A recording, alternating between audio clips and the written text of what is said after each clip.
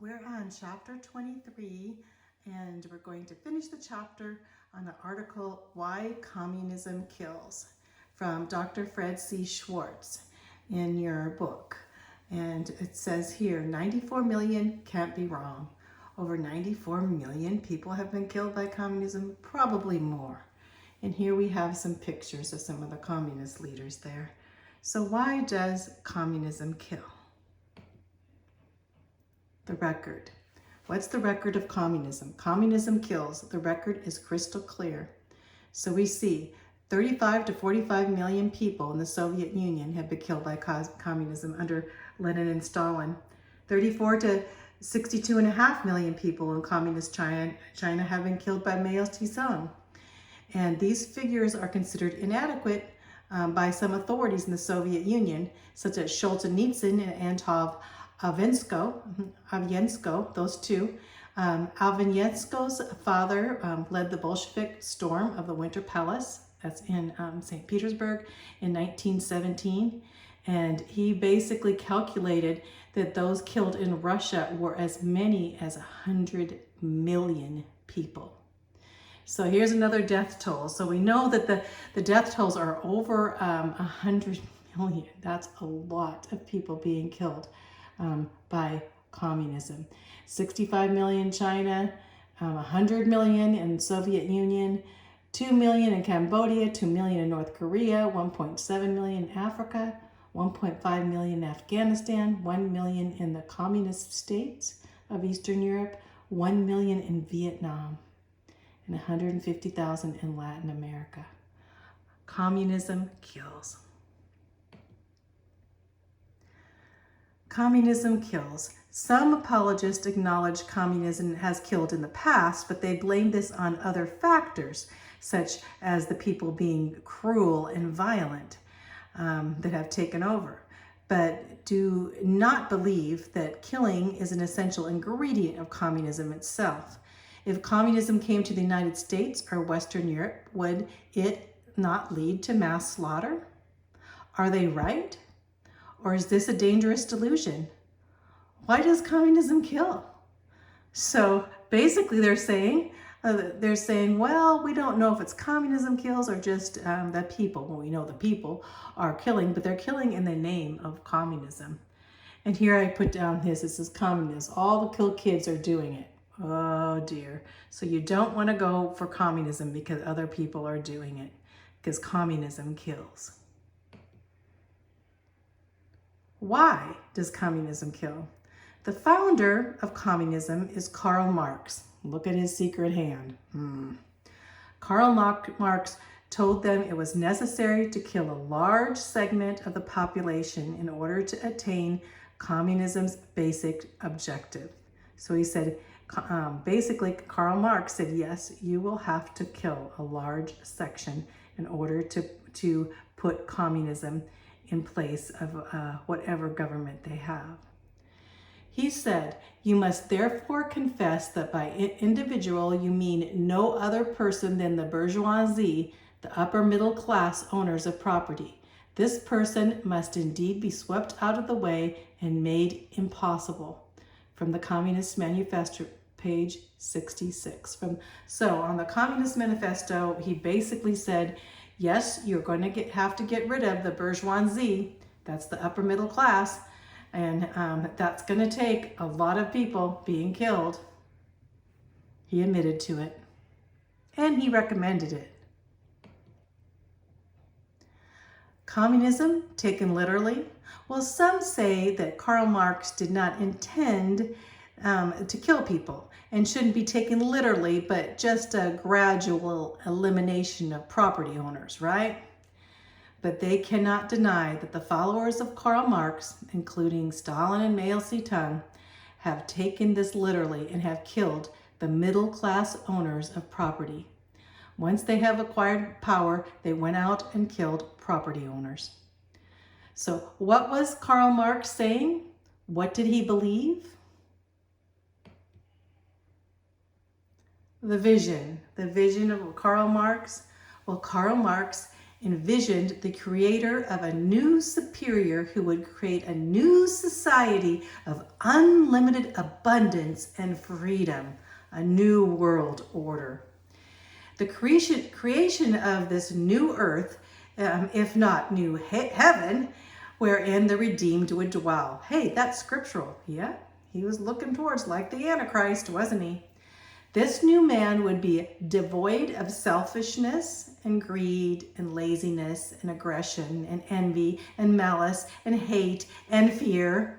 He would be perfectly healthy, supremely intelligent, industrious, tolerant, generous, and infinitely talented. Wonder who this guy would be.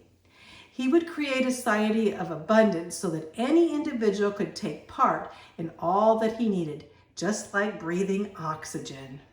This is written in the manifesto. And basically, not only in the manifesto, but in all of Karl Marx's writings.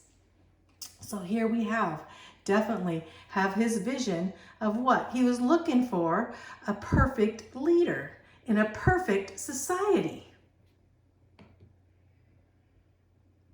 Each according to his ability. That's what he said. From each according to their ability to each according to their need. In this society, voluntary cooperation would replace coercion, so there would be no need for armies, no need for police, no need for courts or prisons or taxes. You wouldn't need any of that stuff. Each individual would minister to the well-being of others. In this classless society, no classes, governmentless society, no government, the slogan would be from each according to his ability to each according to his need. This is very seductive but delusional. It means it looks really good, but can it really be done? So it ignores some very important things. It ignores the realities of human nature, that human nature is basically sinful. We know that and needs to be redeemed by the Lord Jesus Christ. It ignores physical and mental disease. In fact, under communism, they want to get rid of anyone with physical or mental diseases or handicaps. It ignores personality defects. If somebody has a personality problem, if you have a bad personality, you could just be put to death, huh? It ignores man's sin nature. But it's not difficult for this delusion to be seductive, to allure lots of young idealists. A lot of young people think, wow, this is a perfect society. We have to make it happen? Really? Picture of the apple and the snake. The means. How is communism going to do this? How does Karl Marx think that he can put together this perfect society, this commune, this as the world commune? How can he do it? How to find this perfect individual to run the society? Where is he going to find him? We know who that perfect person is. It's Jesus Christ. But Karl Marx did not believe in God. And he certainly did not believe in the Bible, or he certainly did not believe in Jesus. Marx's answer, if you asked him, would say, by science. We believe in science. Marx thought science would be the answer, and evolution would be the process. Charles Darwin's theory of evolution applied to sociology, applied to social engineering of people, right? That people would evolve into something better so they could get along. Do people do that? No. There's no such thing as evolution. There's no such thing as the ascent of man. You know, people are not getting better. Just look outside. People are getting more sinful. He had seen such inventions like the printing press and the steam engine and the radio and the television and the plane and antibiotics and all these things. He thought, wow, we're really progressing in science. Let's put our science to evolution of man in their social being, in their soul.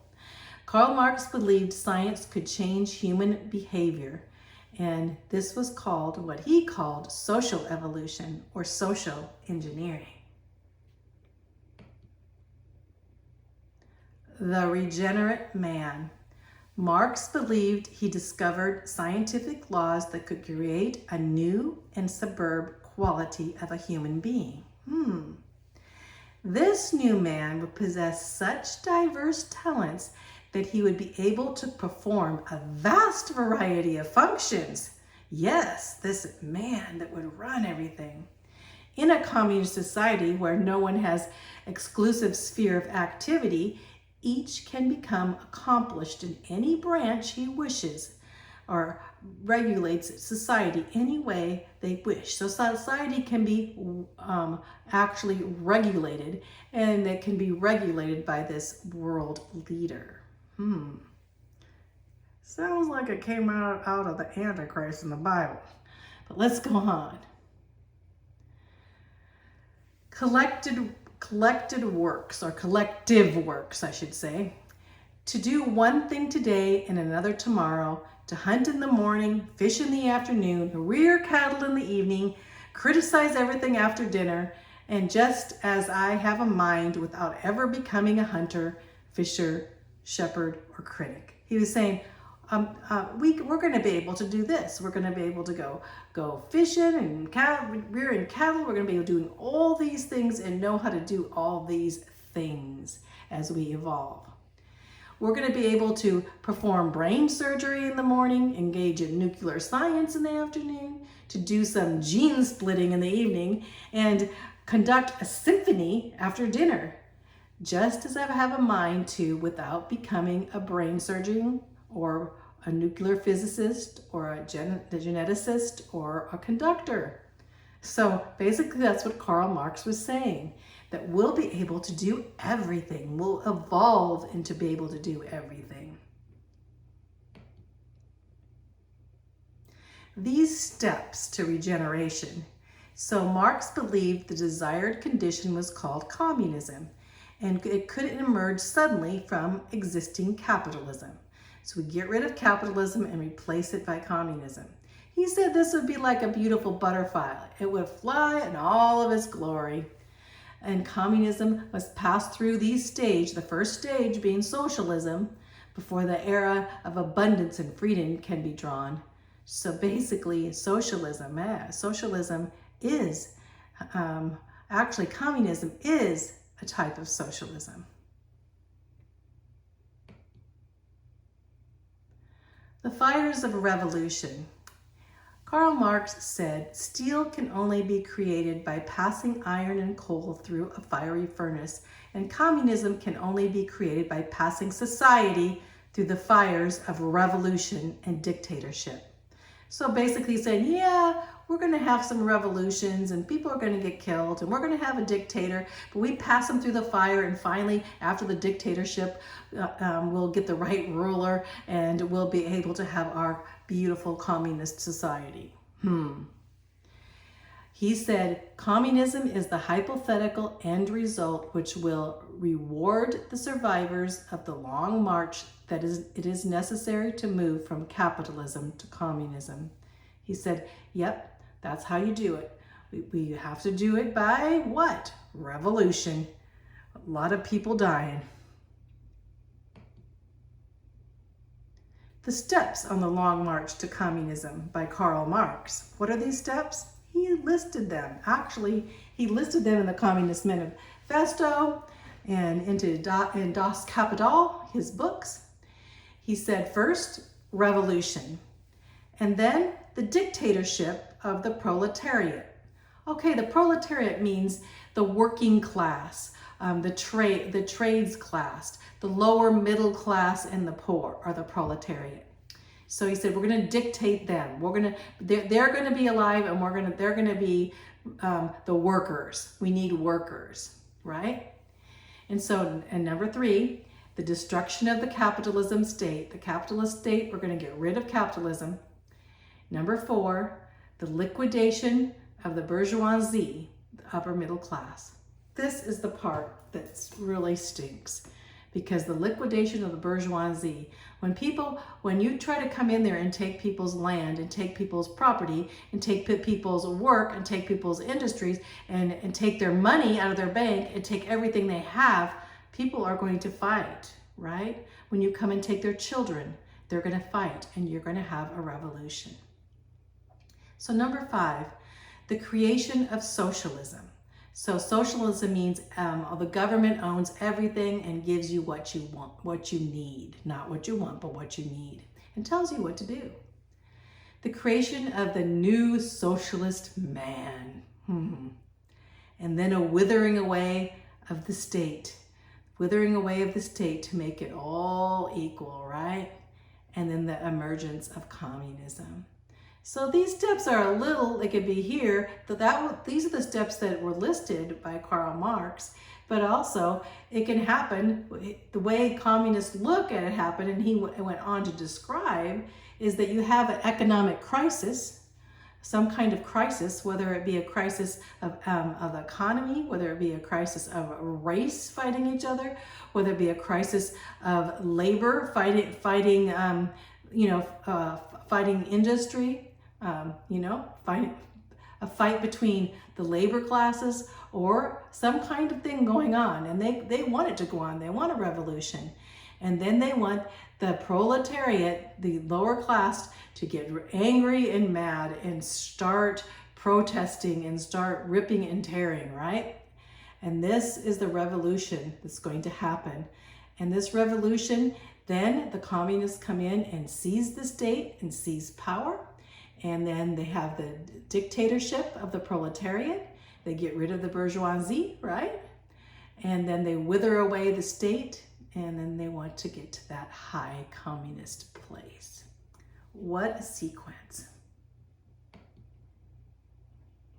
Revolution. Marx taught that revolution was both necessary and inevitable. Yep. He thought maybe in England and the United States it might be more peaceful, but then he believed it probably would be violent. He couldn't imagine a peaceful revolution. And then Lenin dismissed the possible peaceful revolution and declared that violence was essential. Basically, Lenin, who started the communist Russia, he said, we need to use violence. We have to use violence to move these bourgeoisie. We have to use violence to take over.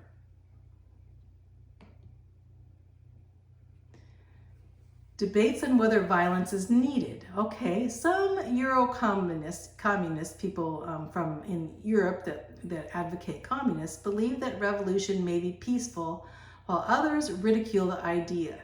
So some people do and some people don't. But in the act of communism taking over, you're going to have violence. But all communists, no matter what, and even socialists, agree that some violence is permissible. So they advocate violence. Dictatorship of the proletariat. The purpose of the revolution is the overthrow of existing governments and to replace them by the dictatorship of the proletariat, which is the working class, which is basically is actually the dictatorship, the Communist Party dictator being a dictator of the people. So they're looking up to this leader and he's going to be the dictator. The Communist Party monopolized all levels of power.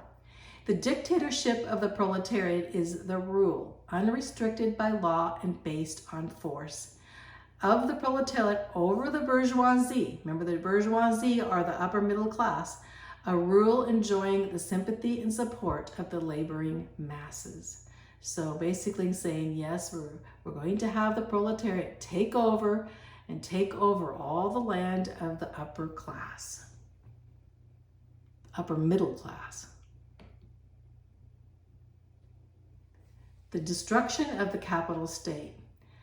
After successful revolution, many institutions of the capitalists remain relatively intact. These may include the army, the police, the courts, the bureaucracy, and the education system. So what they're saying is that you have a revolution, and then you're going to have all these things. The revolution is not going to get rid of these things. So communists would say they cannot permit these things. If they are permitted to continue to exist, they will pose a grievous threat to the new regime of communism. So they have to get rid of these things. What did they get rid of? The army, the police, the court system, the bureaucracy, and the schools, the education system. They get rid of these and they put in place their own. So, because they do not want a revolution. So they don't want them to fight against it, so they have to get rid of these things. These residual institutions of capitalism must be destroyed. Lenin wrote to show how it was able to be done to maintain communist power. So Lenin showed how. How are we going to do this? This is how. He said, above all, the army must be destroyed and replaced by a new army called the Red Army, the Red Communist Army. So they would come in, get rid of our army, get rid of the army that we have, and put in their new army. The liquidation of the bourgeoisie, okay, that's the middle class. Middle class, the more wealthy, the upper middle class of people that own land. When a revolution is successful, the majority of the bourgeoisie seems to remain, right? In the words of Karl Marx, they must be swept out of the way and made impossible. The liquidation, or to get rid of the bourgeoisie, is an essential step on the path to communism. Get rid of that upper middle class. This is why communists must kill. People are not going to give up their lives, are they? Not want to get their children or their farms or their life's work. So you must kill them, is what communism says. So here's a picture. Socialism and communism. Ideas so good they have to be mandatory. So let's make them mandatory. And then, of course, the gulag. If you did not obey, you were either killed or you were put in the gulag. And these were communist concentration camps. That's why communism kills. That's the end. So the end of this chapter, and what amazing thing to go through, because now we can know why what's going on in our world with communism and the New World Order and the government trying to take over, and why we don't want that to happen. So let's go on. We'll be going on now to the next chapter.